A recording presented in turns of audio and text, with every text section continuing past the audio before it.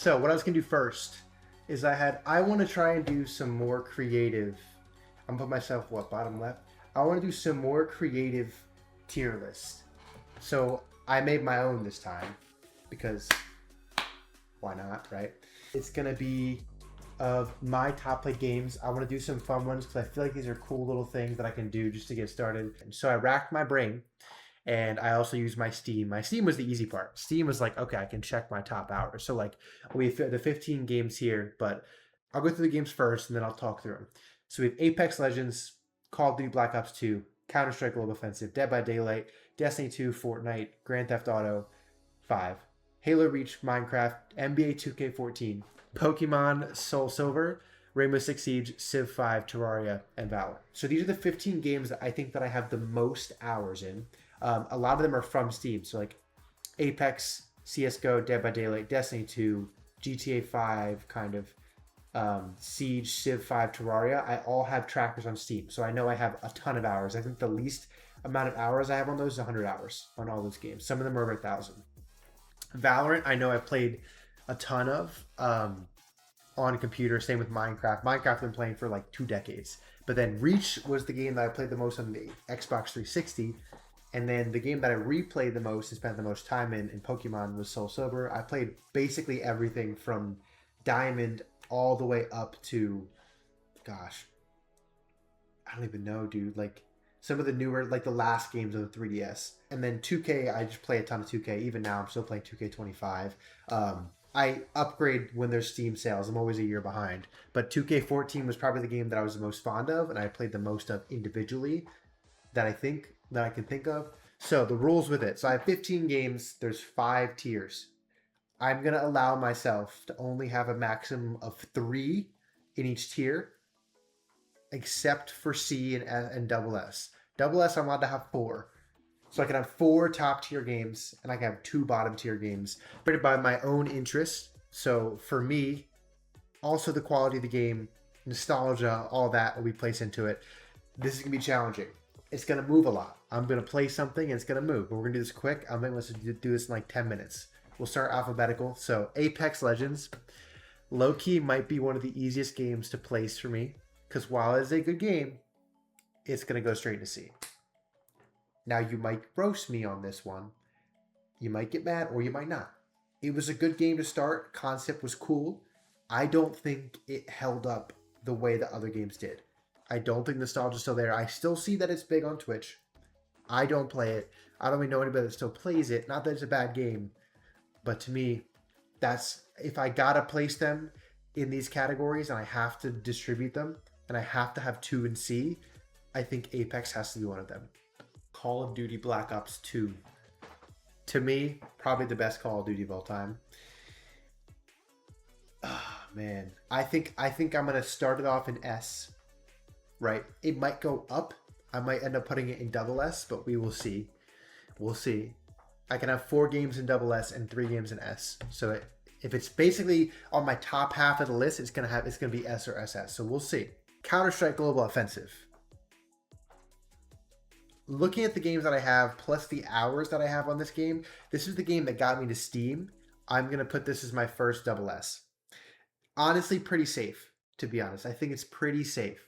I don't think it's going anywhere. One of the most influential games of all time and series of all time. I literally played this game from like 2016 until like 2022. And it was the game that really started me on computer gaming when I switched over from console. So it has a lot of value in that end. And then I also have like, I don't even know how many, too many hours on the game. Too many. Dead by Daylight. Now, am I about to play this next? Yes. Is it either S? No. Love the game. Super unique. Concept super cool. Of course. I think there's limitations to it. I just realized I don't have World of Warcraft on this list. Whatever. It's fine. It's fine. We don't need that.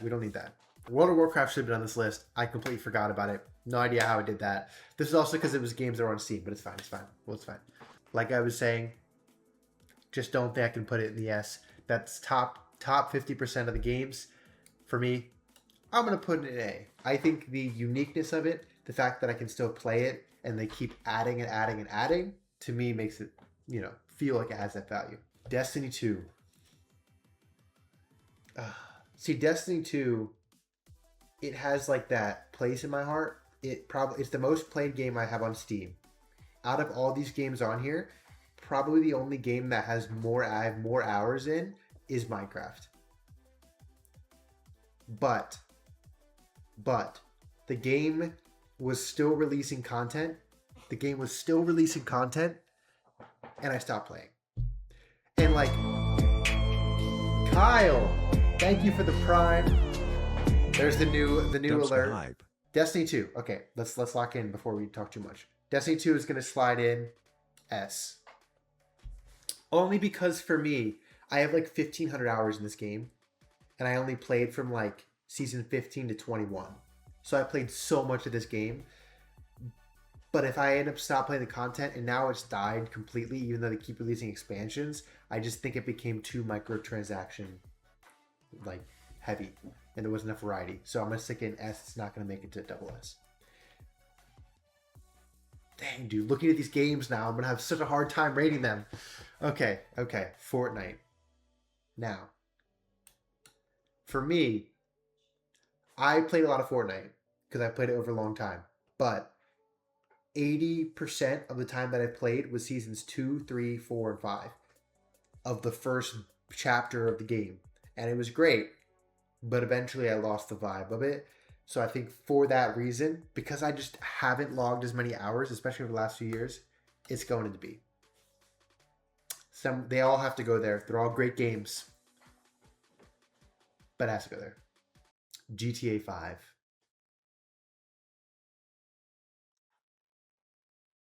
Oh. I just keep looking at the games that I have available to me, and it's becoming very challenging to pick what's going to go on the top and what's going to go on the bottom. I might make my first adjustment and slide this up, Call of Duty Black Ops 2 to double S, and Grand Theft Auto is going to slide into S. Great game, of course. We're still waiting GTA 6. I've never seen a game keep the presence that it has for so long without truly making a new game or doing like Destiny or MMO type style World of Warcraft where it releases new content all the time. It's obviously a good game. You know, all these games to me are great games, every single one of them. So it's hard to not put them in top tier, but that's where I'm going to put it. Halo Reach. Also going to go into double S. I know it means I only have one slot left, but of any game off of a computer, that is the one that I played the most. I played so much Reach on Xbox 360. I would say if I had to estimate my time on Xbox 360, I would say half of it was Halo Reach. And that also means, like, that's not including the fact that I played other games.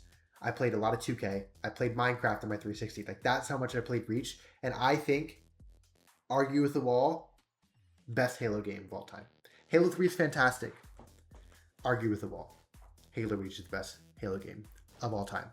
Especially the story.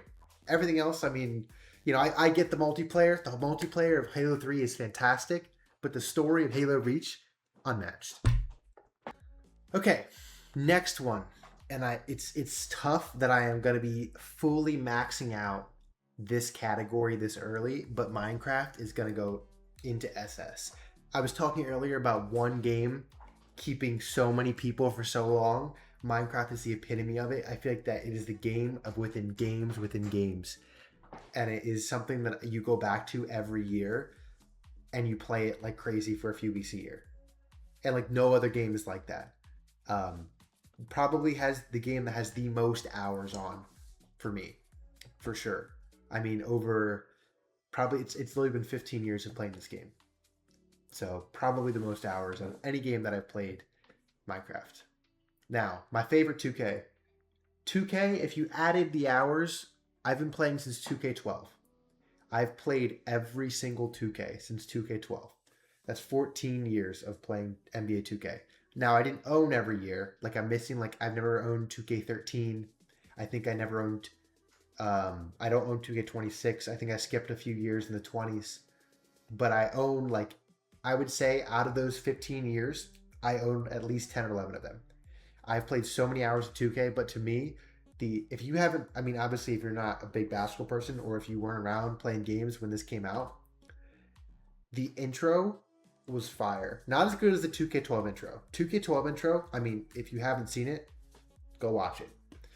But intro was fire, game was fire. I mean, just at that age, loved it, loved the teams, loved everything about it. A great time to be an NBA fan.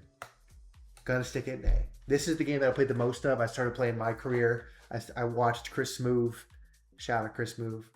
I was playing my team. My team did peak in NBA 2K16, but great year for my team. All around great year NBA 2K14. For me, I played a boatload of it. But really 2K14, 15, and 16, all great years for NBA 2K. If you haven't seen NBA 2K12's intro, please go watch it. Final five. We have one spot in S, one spot in A, two spots in B, and one spot in C. I think I'm going to slide the Pokemon game right there. Pokemon was really what started me in games. I got a Wii, but then, no, actually, I got the DS first. I had a DS when I was like 7. And my first ever game was Pokemon Diamond, which also was on here, but I had to remove it due to the number of games. I played so much Diamond, and Diamond and Platinum were kind of this similar game, so I would clump those together. But Soul Silver on its own, if you haven't played it, it's the first and I think the only Pokemon game, to my knowledge so far, where you can play through 2 different regions. Both Kanto and Johto, the first 2 regions of Pokemon. I replayed and reset that game so many times. I had Heart Gold too, so I would like play that one for the different Pokemon, and then I would reset Heart Gold and do challenges on Heart Gold. I played so much of that game. Goated game. It's hard for me to not give it a higher rating, but it's going to go right in the A. This is one that's polarizing. I really enjoyed Siege whenever I played Siege. I never was good at Siege, and I'm now iffy, which I'm also playing Siege later today. But I've never like loved Siege the way I've loved some of these other games, but I don't think it's on the same like category as the Siege that I'm going to have. Thinking of it now. So, with that being said, it's going to go in B. Now, I have 3 games left. This may come as a shock to you, and some of you guys don't know this game. You don't know what this game is like. Sid Meier's Civ 5, when this came out, and like playing this when this was the newest game, now they have Civ 7, which actually there's been 3 Civs after it. It's Civ Beyond Earth, Civ 6, and Civ 7. Civ 6 also a great game. Haven't played 7 yet because it was $100, but I have almost 600 hours in this game. Goated game, the mechanics for the age. I think it came out in like 2013 or something crazy like that. But absolutely goated game. Terraria, one of the most creative games to me, with what it is made out of, and one of the most accessible games. You could play this. You could only play this probably on a Nokia phone. Like Terraria, you could play on a Nokia phone, which is fantastic. And you have obviously, if you get really crazy with it, it's gonna be hard to do it with the bigger bosses and stuff like that, but still, I feel like I was able to play this game. I would travel with a laptop and be able to play this game with friends. Like, fantastic game. I didn't really get into the modded world, and I feel like every time I would play with friends, it was too hard to link up, and then when you're playing it, you want to play, you know? And you can't, unlike Minecraft, like this, you can't really progress alone. You either play together or you play separate. And so because of that, I don't think I logged as many hours. I think I only have a few hours in it. But it's a great game. But because of my restrictions, it's going to have to go into B. And that means, and I knew this was coming, but Valorant is going to go into C. Valorant's a great game. I played it a lot. I streamed it. I still play it. I never really got into the comp scene of it. To me, the thing that was the hardest is I think it's similar to CSGO in so many ways, but also so different. And the style of play and the way that it feels when you play and kill opponents just never really clicked with me. So for that reason, plus the fact that I just never really feel like I like woke up and said, nah, I want to play Valorant. You know, like I kind of like I'd be excited to play Valorant, but it'd be more kind of like, oh, like friends are hopping on Valorant, let's go play, like that kind of thing, or when I'm streaming. But there you have it. This is the tier list for the top 15 games I played minus WoW. I forgot WoW. I'm sorry. WoW probably would have been S or A anyway if I would have had extra slot. But these are the top 15 games. That's where it is. Let me know what you guys would have rated it, what you think. I feel like I did a pretty good job.